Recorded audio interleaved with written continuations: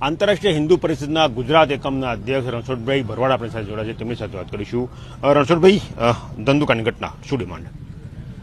માત્ર ધંધુકા નહીં, સમગ્ર ગુજરાતમાં હિન્દુ સલામત નથી એવું આ ઉપરથી સાબિત થાય છે.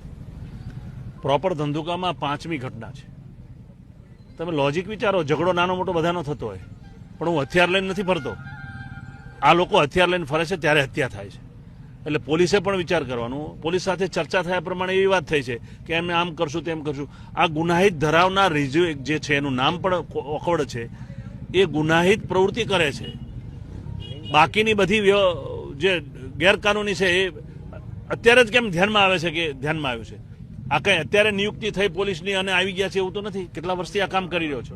તો કહેવાનો અર્થ એ થયો છે કે જે પ્રકારે વિધર્મીઓ, મુસલમાનો ધંધુકા અને આખા ગુજરાતની અંદર જે રીતે હાવી બની રહ્યા છે, નાના મોટા કામ માટે ઝઘડા બધાની જગ્યાએ થતા હોય છે, પણ હત્યા સુધી આ ધંધુકાની અંદર 5મી હત્યા છે. એટલે સરકારે પણ વિચારવાની આવશ્યકતા છે, પોલીસ તંત્રે પણ વિચારવાની છે.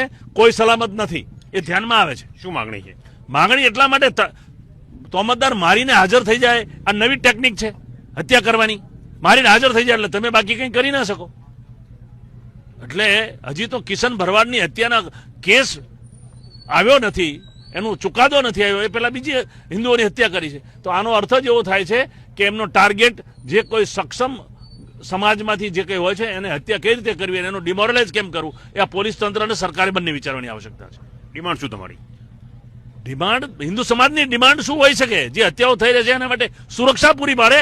કઈ રીતે સુરક્ષા પૂરી પાડે? તો તમે જોયું કે આ હતા રણછોડભાઈ ભરવાડ, આંતરરાષ્ટ્રીય હિન્દુ પરિષદ ગુજરાત એકમના અધ્યક્ષ. એમનું કહેવું છે કે પૂરતી સુરક્ષા હિન્દુ સમાજને મળે તે એકમાત્ર તેમની ડિમાન્ડ છે.